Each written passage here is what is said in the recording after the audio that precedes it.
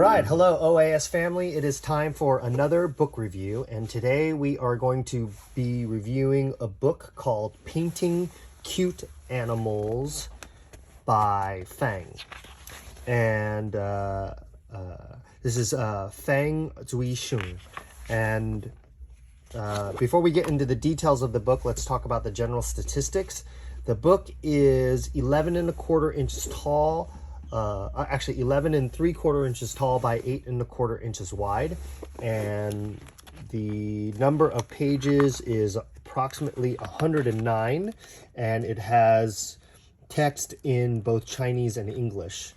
My overall impressions of this book are it is a delightful book. It covers quite a large, quite an ample collection of subjects, and the artist's style is the artist has a good skill and a wonderful style that has a nice mix between very detailed work and also a little bit more abstract work.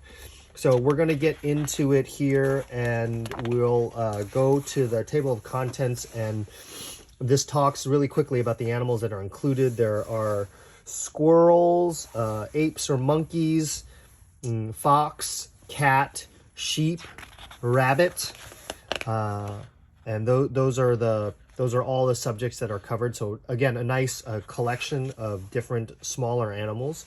So we get into the squirrel painting section here. We have this lovely finished composition that features this very large pine tree inhabited by 3 squirrels. So it's a nice composition, very inspirational way to depict this subject. So we have some nice sequential instruction here.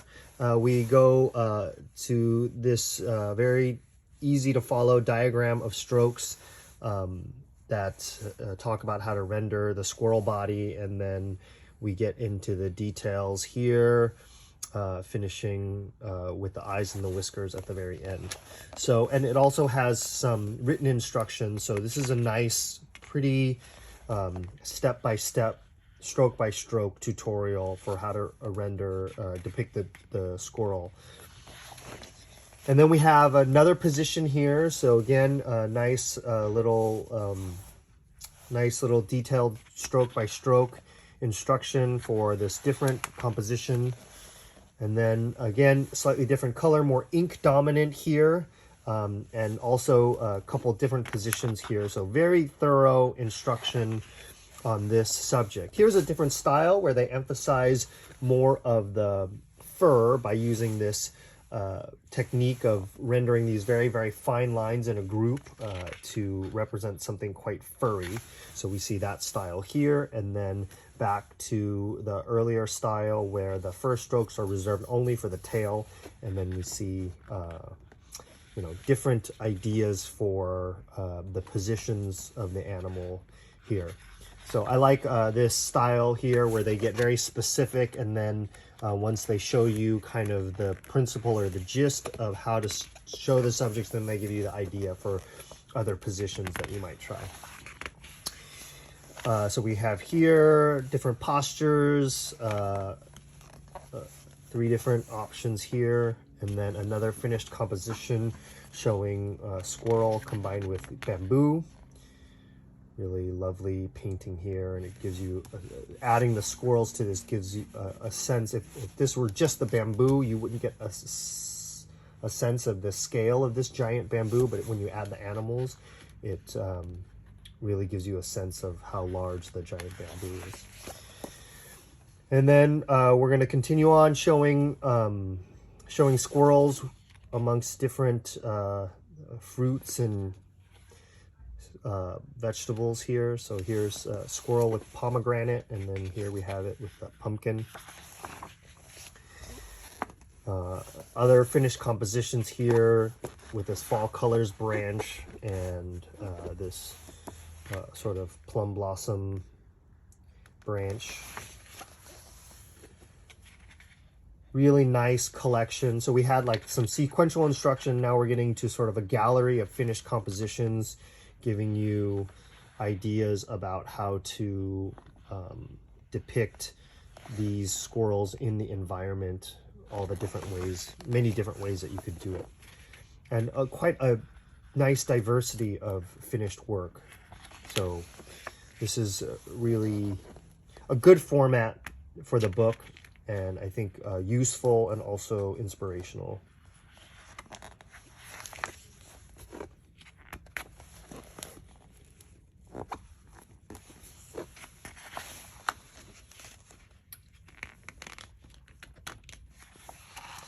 All right, so now we're getting into the ape section or monkey section. And again, we have some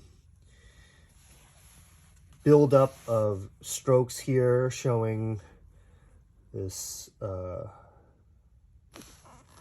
monkey sort of holding its young, and then showing you the idea of how they built the outlines up and then added these larger shape strokes to create the bodies.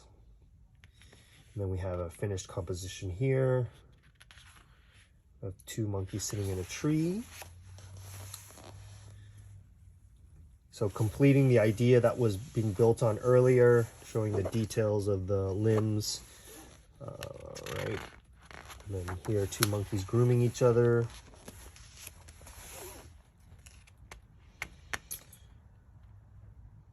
Another sort of build up here where you can see very detailed in the face. This is a different, again, using this grouping of fine lines for the fur.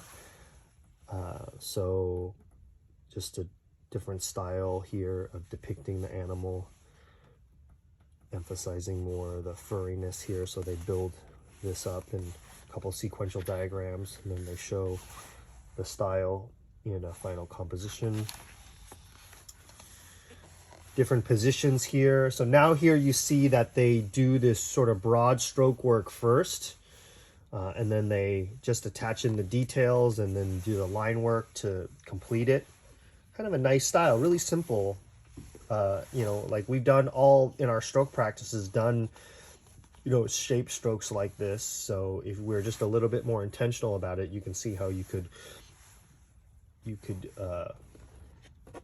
attempt this style of depicting the monkey. So a couple more sequential buildups here, and then showing a lovely finished composition here, sitting amongst this plum blossom branch. Actions here in these final compositions, we have these swinging from the trees. Another one where we're having sitting, lounging. This time the leaves are more autumn in theme. This is a larger sort of horizontal piece where you're showing lots of actions, really showing the spirit of the animal here. Again, this really nice collection of finished work showing the subject in context after showing you the style step by step of how to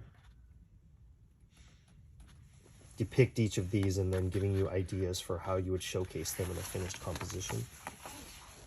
And quite a lot of ideas. And I like the fact that the paintings are not so overwhelmingly complex compositionally. You know, composition wise, it's fairly simple. It's like you have a main element, then you have like a background feature. All of this seems very doable, but at the same time they're satisfying. They're not so simple that you wouldn't be satisfied with them. So now we're on to Fox. Okay, so showing this depiction style here, using these, again, these fine lines for the fur.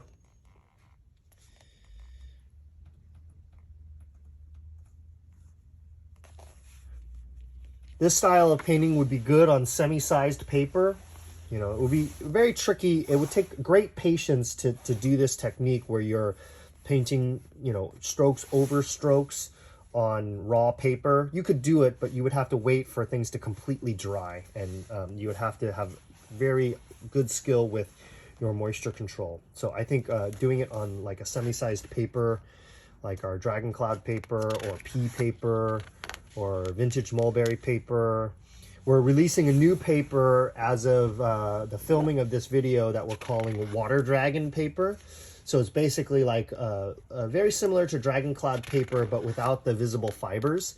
So a lot of people really like Dragon Cloud paper, but because it has such clear visible fibers in it, I really feel like the paper sometimes puts itself into a more decorative paper category, which is nice for a change up, but is not as nice for practical use. So for those of you who really like Dragon Cloud paper, but want something more versatile, want a paper that is more neutral in its aesthetic, so it's not like adding to the aesthetic by having these visible fibers, check out that Water Dragon paper. There's a link in the description. So it's a brand new paper that we're releasing today, and so it's exciting. So check it out. Back to the fox here, we have a couple different positions here showing this, again, this rendering style of having the fine lines first and then doing these shaded fill-ins and adding some details, and then seeing the fox in the finished composition here amongst these leaves. Again, we're building this up sequentially, so you can see here how they're doing it. I like this because the background is very simple and abstract, so it shows how you can combine something that has some detail work to it. You know, like the work on the eyes and the nose, these features here is fairly detailed, and then the rest of this is looser, and then it gets very loose when it comes to the background elements. So I think that's a nice style, a way of using a small amount of detail to sort of anchor and create a focus point for the painting, and then being more free with the other elements. So a couple very nice fox masterpieces here. This is a wonderfully adorable position. It's cleaning its paw. Now we're showing some background wash techniques. You can see here carving around the subject with this background wash, and then having the background wash add this sense of season or mood. You can almost feel it getting cold into the winter as autumn transitions into winter. And this is a nice moon depiction. First time we see something in white set against, this is a very nice technique to showcase a background wash. We have a virtual office hour for background washes on April 1st. That's April 1st, 2022. So if you place any order, you can qualify, and it's going to be a 90-minute presentation. That's lecture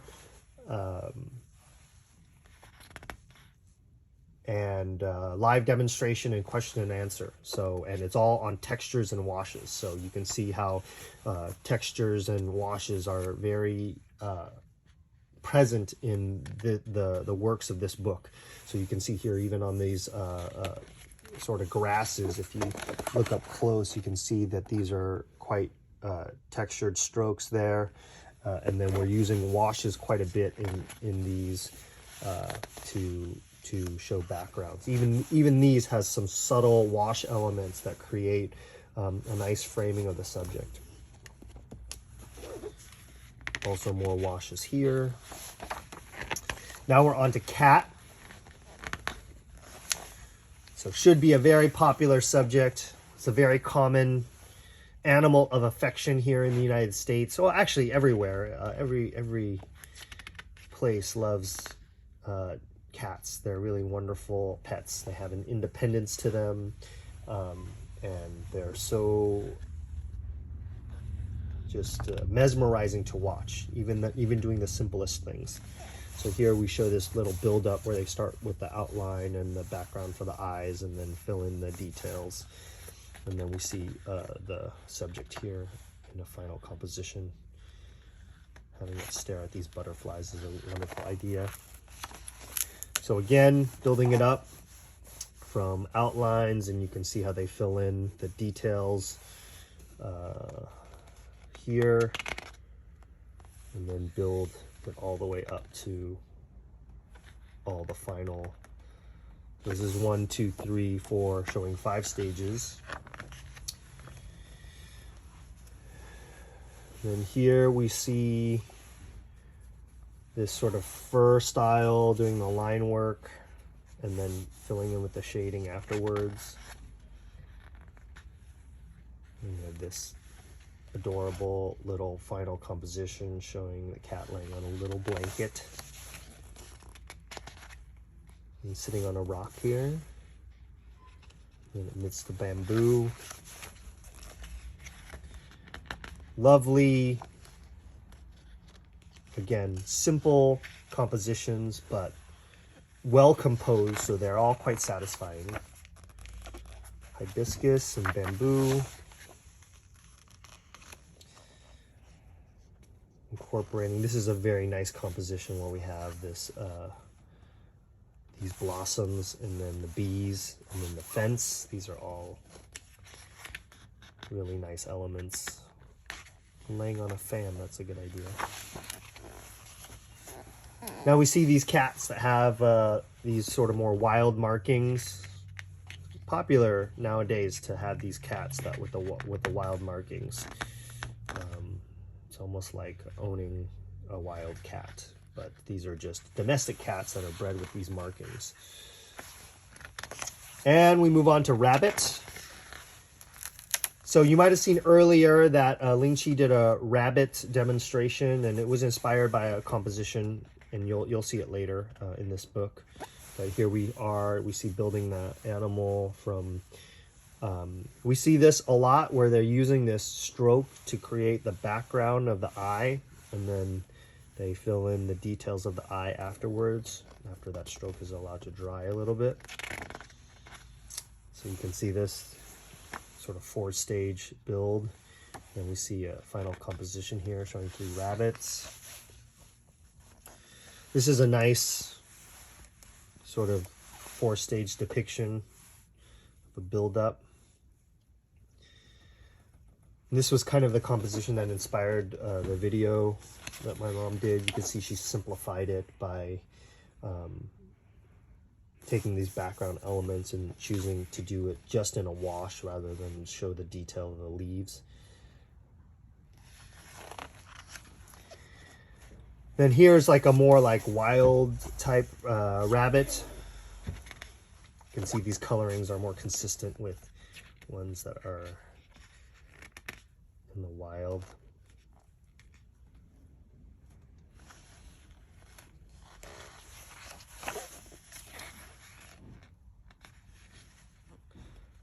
Couple lovely finished compositions. This one in this fan shape. We're showing a background wash here, and then with these leaves or grasses over the top. That's a nice technique. Pretty simple, but pretty effective background for these animals. Gives them a context to sit in, but doesn't draw attention away from the focus. The rabbits here are the clear focus. This is really nice.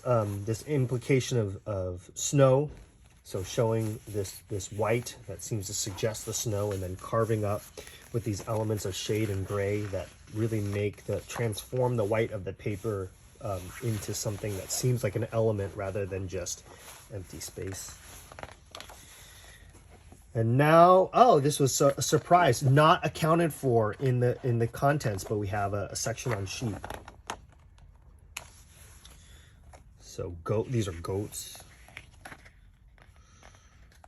So here is a little buildup of this sort of like mountain goat. These are Ankara sheeps. So again, this is showing how you can invest a little bit in the detail. Like for you to get the detail of this head, it would take a little practice.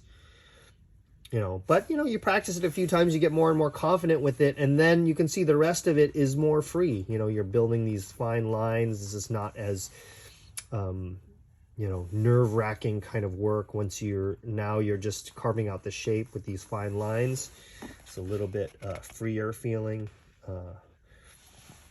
And so it's a really nice technique for, you know, spending some time to focus on this element and then having the rest of this be feel a little bit more free. So some more finished sheep compositions. Goats and sheep. I'm getting to the end of the book here, last couple pages. So there it is. So this is Painting Cute Animals by Fang. We have about 11 copies of this as of the filming of this video, so make sure you get a copy of it before they get sold out. And you can see it's a wonderful book, wonderful to have as a tool in your library to go back to for inspiration, and, you know, to just demystify these animal subjects. I know they can be a little bit because of how sometimes there's some detail required to get the depiction to look the way that you want it to look. But you can see with these techniques, and they break it down in the videos, it's not as detailed as you imagine. There's a little trick to it, a sleight of hand, where you take a little bit of detail work and then you house it with things that can be more abstract and more spontaneous. So really great idea, wonderful book. Thank you for watching. Make sure you like and subscribe for more content like this, and check out the rest of the content on our YouTube channel. We have a lot of wonderful painting tutorials and product product showcases and everything. And we thank you for joining us, and as always, we wish you happy painting.